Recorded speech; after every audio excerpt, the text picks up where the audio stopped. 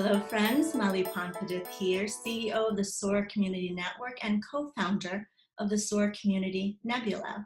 Our goal this year is to interview 1,000 champions of change and community builders from all over the globe. And I'm so delighted today to bring you Mark William Guay. Thank you so much for being a part of this initiative, Mark. I'm super happy to be here. Thanks so much for having me, Mali. Absolutely. Well, let us know first and foremost where you're dialing in from. Introduce yourself again and tell us right now, currently, what you're doing in the world. Absolutely, yeah. So I'm over in San Diego, California. I actually just recently moved here. It was a big change in my life. Grew up and worked for 10 years as a teacher in New York, but did the cross-country move, and that's a whole story that I'm more than happy to share if that's beneficial to your audience.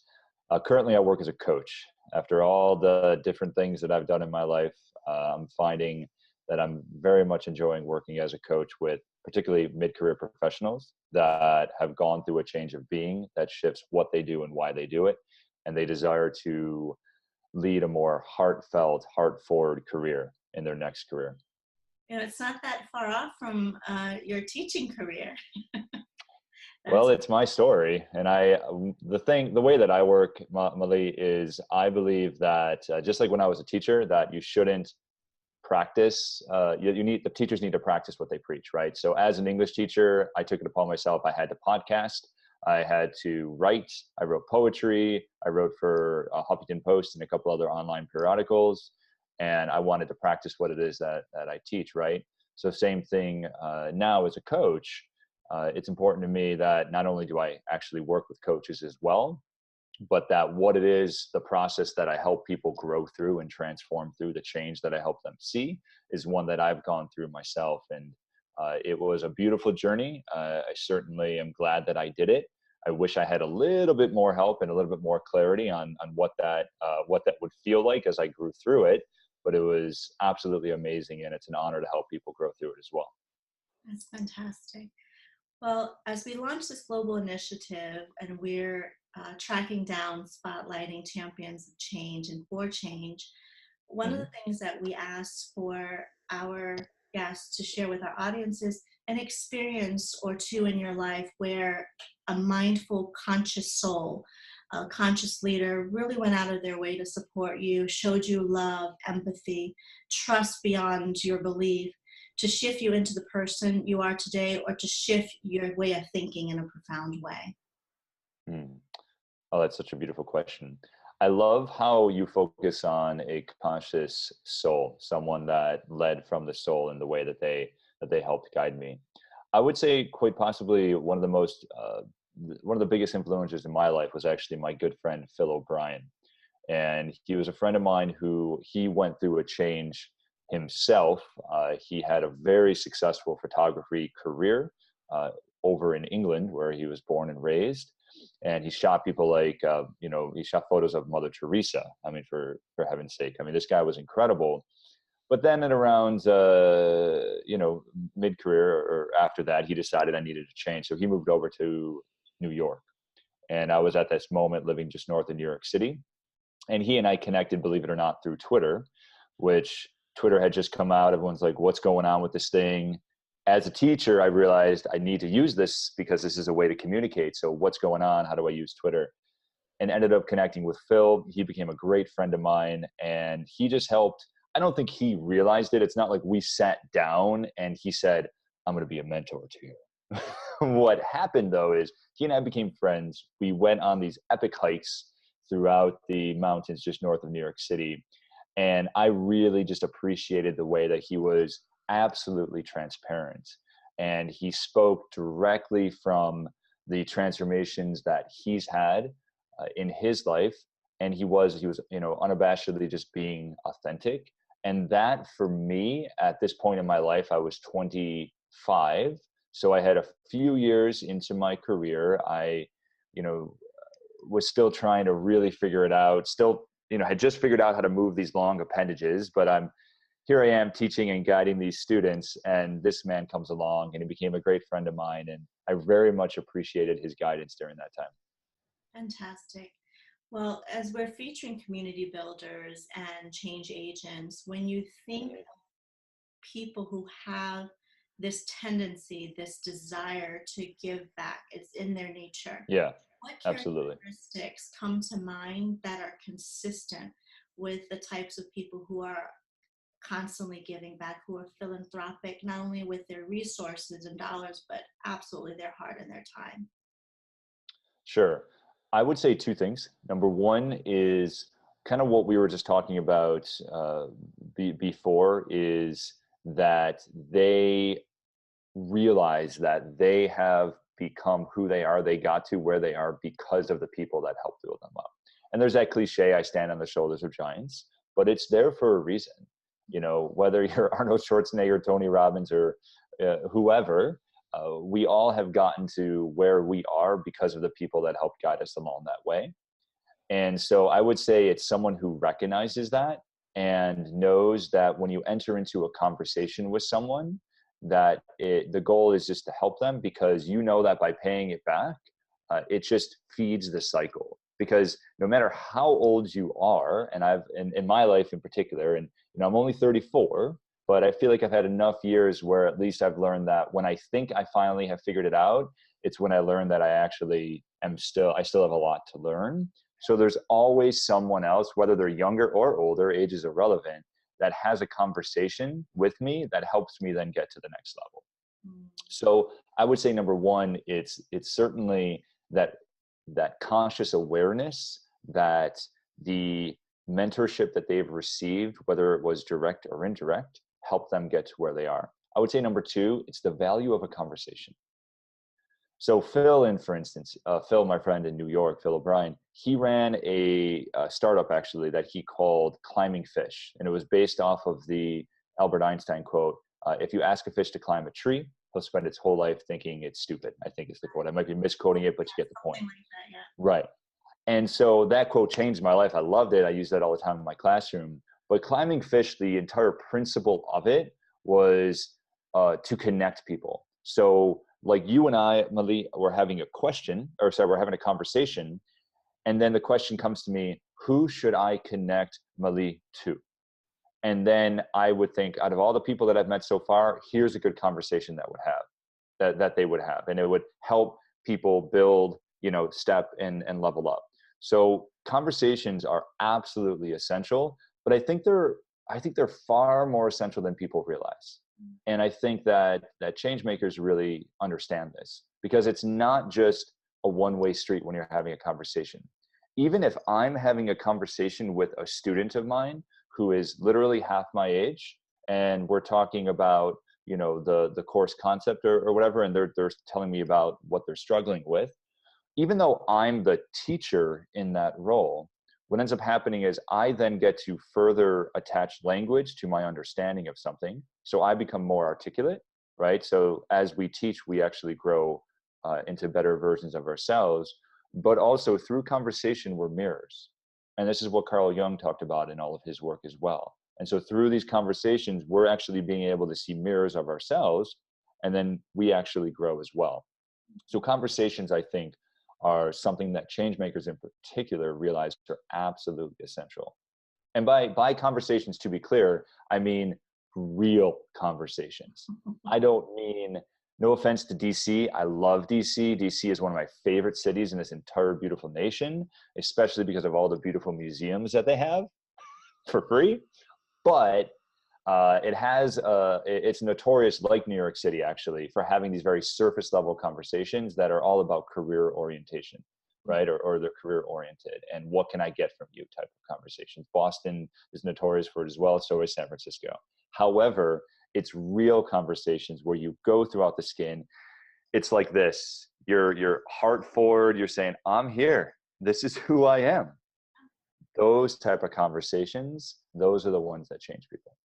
Well, and I think that's why when we are asking for these community builders and change agents and nominations, we're getting so many incredible descriptors of what makes this person a community builder, a change agent. I mean, you were nominated in, and someone said you have to meet this person. They are incredible. They're doing some great things for their community. And it's because they walk around with their heart on their sleeve, which Mhm. was a no-no to us when we were in business school. They're like, don't do that. No, Oh, for sure. personal stuff For at me home, too. right? Right. I went to a private school, and that was like the number one thing. It was, and then when I learned business too, it was the exact same thing. It was separate business from personal. And while on one hand I get that, on the other hand, you have to be real, because the longer that you, uh, the longer that you're not real, the harder it is to actually come back to who the real person is. Well, And yeah, I'm just so happy that there's so much discussion around this now, right? Even being more human in the workplace, seeing people right, for all of their attributes and not just the ones that are going to benefit your bottom line, how they can be more productive because they're in alignment with who they are as a whole. And I think that a lot of companies are waking up to this real issue of retention and innovation and the lack thereof when people don't feel like they can come to work and express themselves fully. So the storytelling piece, I absolutely agree with you. Conversation is key, real conversations. But you can be a wonderful storyteller and not be a great listener. And I think mm, if you are a community builder, you have to be both. You have to be able to tell the story in a way that resonates with someone in an emotional way, but you also hmm have to be able to listen and process someone else's experience to enrich your own, to then become an even stronger storyteller, because now you can tell it from multiple perspectives. absolutely.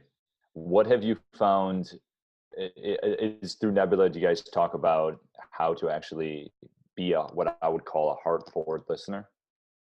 You know, there was one of the pieces inside Nebula, we have an LMS, and our change agent Sure. members of all walks of life and expertise are offering up their expertise in courses and presentations so Yeah. that they can teach other change agents who need it, Yeah. who need development in that area, how to Yeah. actively listen. We have courses on effective speaking 101.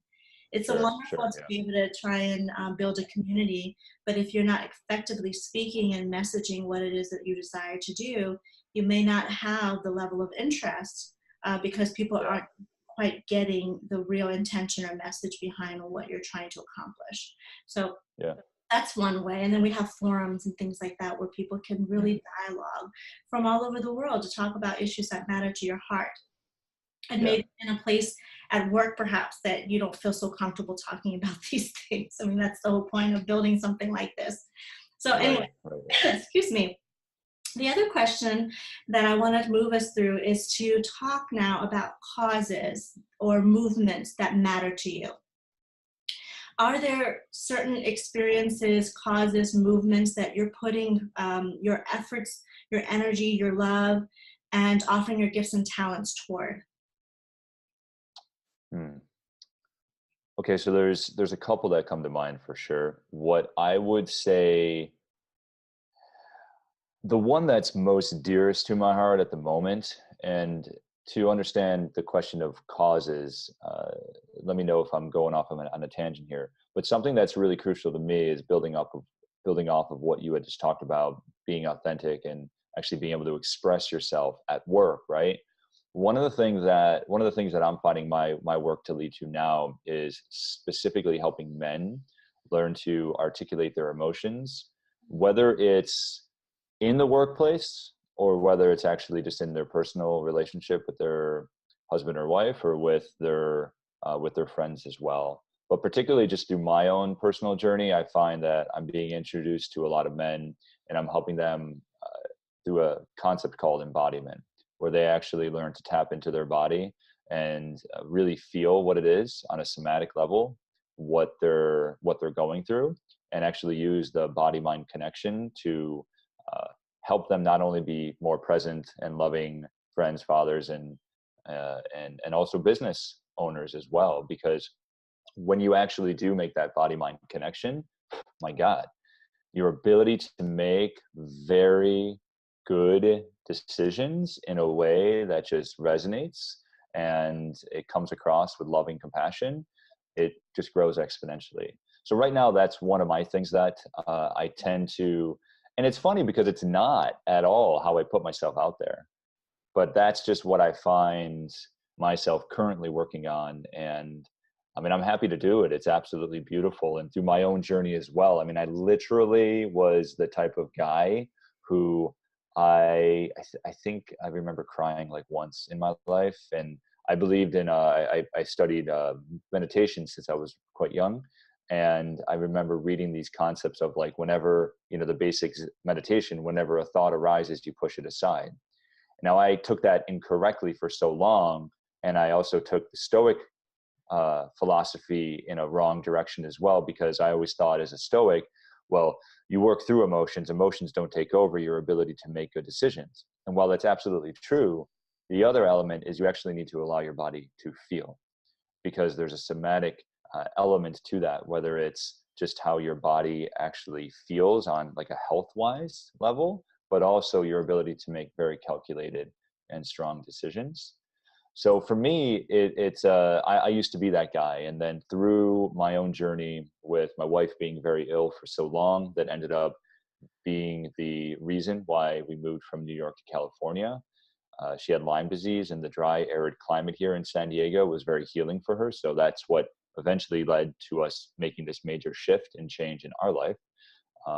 But for me as well, I had a student who committed suicide, and then I had my father pass away. And those two elements at like boom, boom, on top of having moved here with, you know, after my wife being sick and now finally healing here in San Diego, it just was the cause that sort of shook me, and it allowed me to not only process emotions, shed tears, but also really feel happiness, pure joy, really feel intuitively when I'm saying words and I'm in a conversation with people, like a business conversation in particular, actually being aware that no, that's actually not resonating with me. That's not how I feel.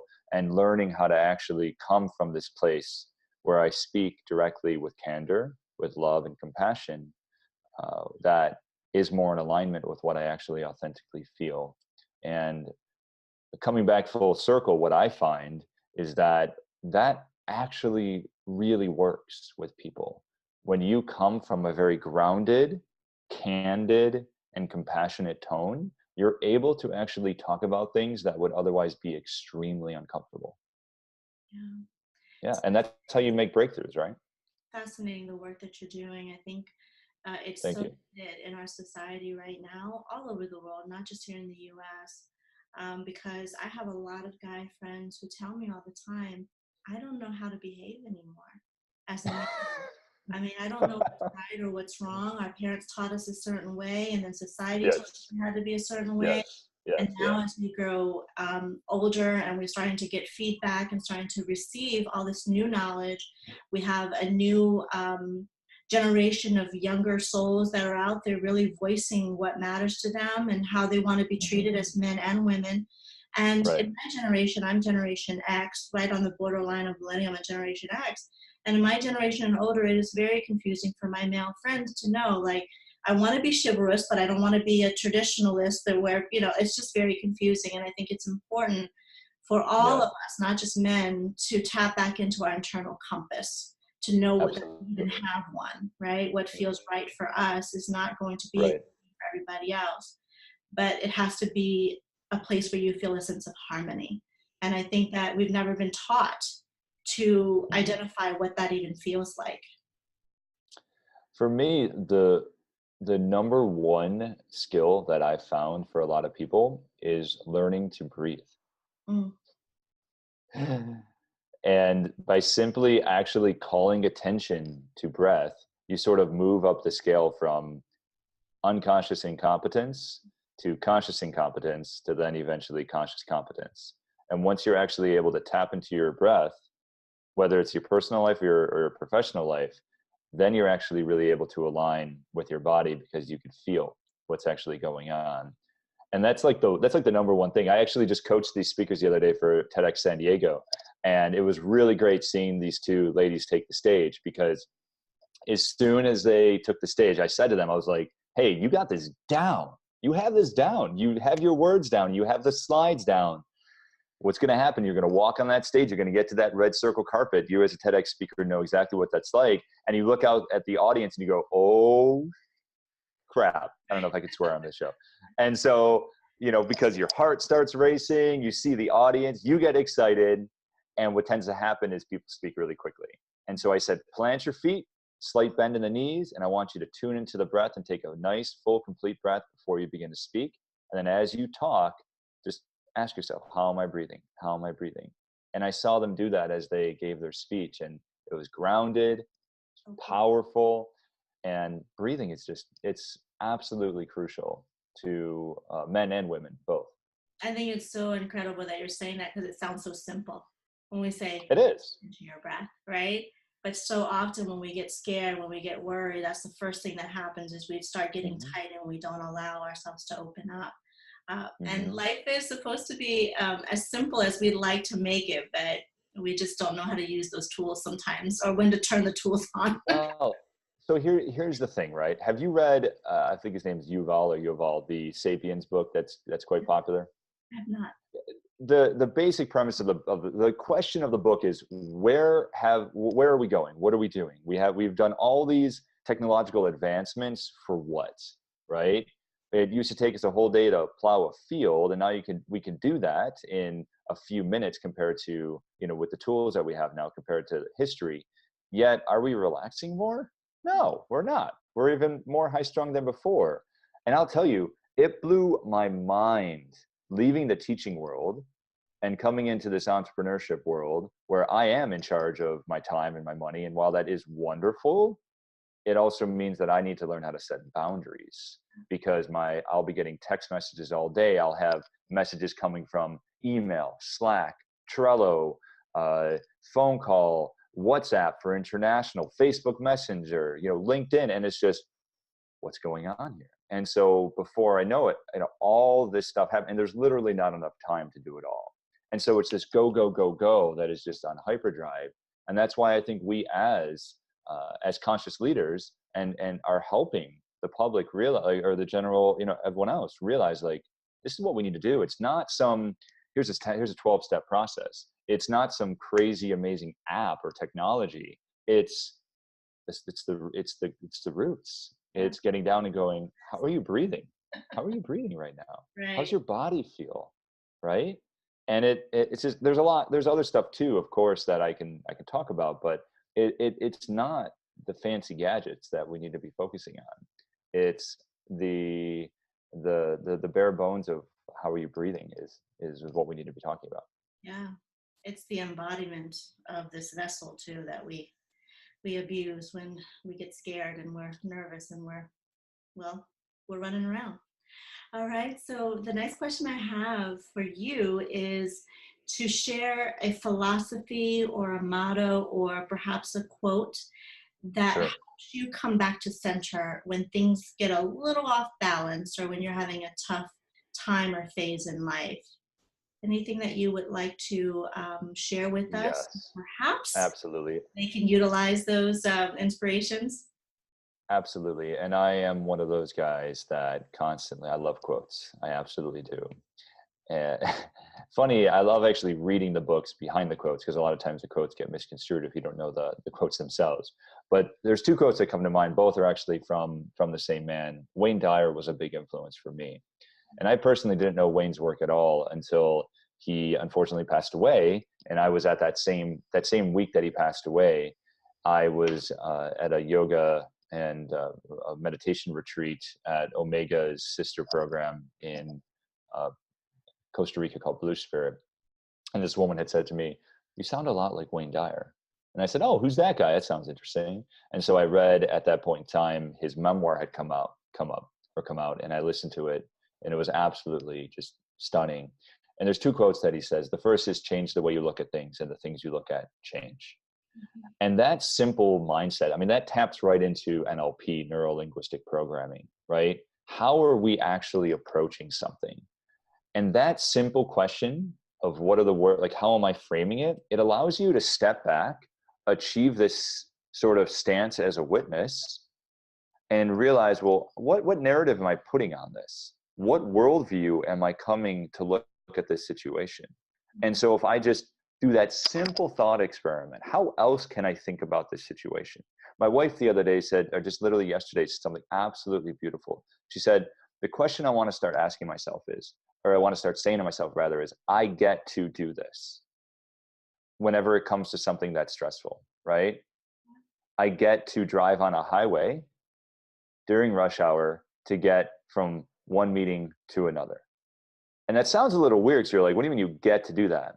Well, that simple frame gets you to realize I have a car, and anyone who's traveled, we recently talked about Laos. I was actually just in Vietnam as well. And I distinctly remember talking to this woman that was giving us a moped tour of Ho Chi Minh City. And she said to me that if you have a car, you're rich. And it was really neat because there's 8 million motorbikes or 10 million motorbikes in a city of 8 million people, I believe. And very few people have cars. Most have motorbikes. And she said to me that if you have a car, you're wealthy. I get to do this. I get to walk to Whole Foods, to go grocery shopping, right? Where some people in the world, and even just a generation ago, you couldn't get this, food unless it was in season. So anyways, that changed the way you look at things, and the things you look at change. Just always for me, whenever I find myself complaining or whenever I find myself feeling really frustrated, I take a look and I go, well, what's the story I'm telling myself? How can I change the way that the words that I'm using to frame this current situation? And the second one is more simple or more simpler. And it just says, how foolish are we to think that we were only taken care of for the first 9 months? And I love that quote, because that one to me just brings me back to source, whether you say God consciousness, God, whatever you say, universe, I don't care what word you tie to it. It's the same concept, or at least very similar. It's this idea that we're being taken care of. There's energy at play, whether it's literally the energy of our friends that love us, that are thinking of us, and they're thinking, I want to invite Mark over for dinner tonight because, I just love his company. It doesn't matter. The point is that there's people that are taking care of us, and then there's this energy that's there to take care of us. So whenever I feel like what's going on, and I'm at a very low moment or something like that, I think I'm being taken care of. Yeah. It's okay. I love and it. I love that a lot. And can I share one little quick story just to go with that? Please. So what really blew my mind, I had just moved to New York. I just moved to San Diego from New York. And this is where I learned the concept, or I felt the concept of cognitive overload. I was driving down the thruway and I was going grocery shopping. And I didn't remember which exit it was. And we had just done the move. I'm changing careers and I'm just freaking out about going grocery shopping, which was something that I hadn't thought about for years, because I went to the same place at 2:00, on Wednesdays. I would go shopping. And so now I had to think about which exit do I take. And it was just this overload. And I thought of that quote from Wayne Dyer. And then I literally had to slam on my brakes because of traffic in San Diego. And the car in front of me, it said TAOS in the license plate, the Dow. And what Wayne Dyer talks about in his memoir, one of his most influential times is when he wrote the book, which I think was actually called Change Your Thoughts, Change Your Life, or something like that. But it's where he looks at the Tao. And the Tao means the way. And however you interpret that to mean, it means the way. And so for me, I'm thinking, what am I doing here? What's going on? Oh, I'm really frustrated. And then I'm slammed into this license plate that says the way. And I realized, okay, I'm on the right path. I'm doing the right thing. Because I literally was asking myself, like, why am I here? Like, we did this cross-country trip. I have this new career. It's paying fine, but I'm kind of like going like, what? I don't really know my purpose right now. I'm feeling a little lost, and I'm slammed into the way.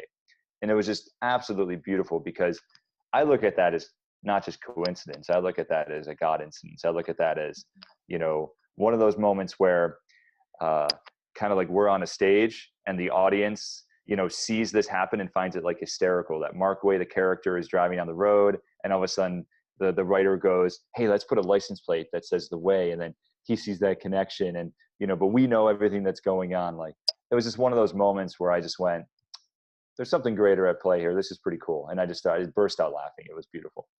I think that when we pay attention to where we are, especially when you said when you're in overload, I think that happens all the time. I learned many years ago, someone used to say to me, don't worry about it. You're divinely held. I mean, you play your role, but the play's already been written to a certain degree. It's just Mhm. how you want to move around the stage, right? Like how are you going to Yes. move around that stage, the play, the plot, all that set. Who are you, how are you going to show up throughout that play? And I really love that because it gives me the freedom to express myself in this human vessel in a unique, Hmm. creative, innovative way with all of the gifts and talents that were kind of like sprinkled inside of me when I came.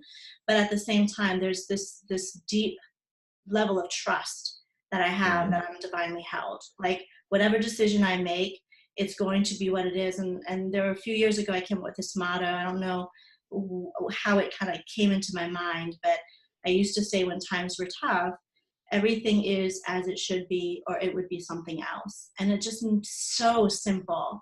It just made me come back to just this reality of if this weren't meant to be, it wouldn't be. It'd be something else. Right. Something else. I would be Right. somewhere else, meeting some other person, etc. So I Right. just really resonate with what you're sharing here. And I would like to ask this question: Sure. if you could design or if you could experience a better world, what does that look like through your eyes? Oh, easily. I imagine dinners, and this is metaphor and literal, dinners where groups of people come together from extremely different worldviews and they just have a conversation. I honestly think that that is the catalyst for real effective change. And anyone who travels, they know what that's like. Mhm. You get thrown into culture shock and you go, oh, this is normal over here. This is not normal to me. And all of a sudden you realize that the term normal is a relative term. It depends on who you're talking to. So for me, it's whether you're having, like right now, in my opinion, we're living in this world where we have created these really beautiful bubbles. And there's nothing wrong with that inherently. It's kind of cool. We have our tribes. We're a tribe of people, and they could be digital. They could be friends that we've made on Facebook that represent this faction of thinking that really makes us feel alive, which is beautiful. That's fine. And it's all over the world. However, we tend to have this confirmation bias where we just think that we're actually, thinking holistically, but actually we're just sort of in a echo chamber of a lot of people that are saying the same thing. And so what needs to happen, and this is what change makers do really well, is they sort of do this, right? You have this line of thought and the change maker comes in and goes, hey, have you thought about this? And it's those conversations where people are introduced in a loving way, in a safe environment, first of all. That's what's key, to have a conversation. I distinctly remember one of the most powerful days in my life was when I was running a Socratic discussion in my classroom. And it was the day of the last election between Hillary Clinton and Donald Trump in the US. And the Socratic discussion went 2 days, the day of the election, the day after. And the students created their own questions. And of course, it all revolved around different elements of what the election was about, what they, in terms of like what they believe a president should be, and then the policies that each presidential candidate had. And I had 3 gentlemen that were wearing red MAGA hats, Make America Great Again. And then I had a few African American students. I had a few Latino students, one of which admitted that her parents were illegal aliens, actually. She was actually a Mexican student. And the next day after Donald Trump won, it was the most beautiful conversation I've ever seen, because you had this one African American young lady express that she was called the N-word for the first time in her life. We had this one Mexican lady who said that her parents are illegal and she's afraid that they're going to be deported. And you had these gentlemen with the Make America Great Again hats say, that must be really hard. I'm really sorry to hear that you're going through that. And then express why they still are very excited that Donald Trump won. And it was amazing because they did not agree at all. But they were able to see each other. And there were no fists, there were no swear words. It was conversation. And this is the magic of what I think kids are able to do, because as adults, it's a lot harder. But as these kids, and these were seniors in high school, right? So, 18 years old about. And as soon as the bell rang, as soon as the class was over, I thanked them for this conversation. They all got up, and I distinctly remember seeing that group of students that were talking, they were joking, and the one bumped the other one and says, "Are you gonna have chicken fingers for lunch?" And it was two very different people, this African American lady and this guy in the Make America Great hat again, or Make America Great Again hat, saying, joking, are you gonna have chicken fingers for lunch again? And it was just really cool to see them come together and be as human. And so those are the things that I think really need to happen a lot more, is people need to be comfortable with having an authentic conversation in a safe environment that allows for true transparency and true connection, even when you disagree. I think the key word there is that people just get seen and they get heard. If they get seen and they get heard, doesn't mean that they're going to agree. It just means that, okay, I Yeah. validate your existence. What you Yeah. care about matters to me. I might not agree, but I heard you. I see you. Yes, There's, absolutely. there's an understanding and exchange that's happening that's coming from a loving, compassionate place. My gosh, I could talk to you forever, but I am going to have to ask you now to share how our community can connect with you, learn more about Sure. the work that you're doing. So what is the best way to do that? The best way to get a hold of me is just go to my personal website. So it's my full name, markwguay.me, MarkWguay.me. There's a button at the bottom that just says stay connected to my work. So anytime I create something, whether it's a new meditation, whether it's a podcast that I'm working on, or it's a blog post that I write that I think may be beneficial to my tribe, I share it through there. So that's the best place, of course. And I am on social media and all that, but honestly, I have to admit, as I grow older, I am on social media less and less, and I admire more of this one-to-one connection. It's fantastic. Again, I appreciate you so much for your time today, and for all the great stories that you shared and having this really wonderful conversation with me. And I'm very confident that our audience got a lot of takeaways from today. So thank you for your time. Really appreciate you. Thank you so much for having me. I appreciate you. Thank you. For those tuning in, thank you so much for following us as we highlight these incredible souls from all over the world, bringing you some great insights, sharing their stories and causes that really matter to them. Please remember to nominate yourself and those in your community who are making a huge difference in your life and the lives of others. Visit us at nebula.soarcommunitynetwork.com. Thank you, everyone. We'll talk to you real soon. Bye for now.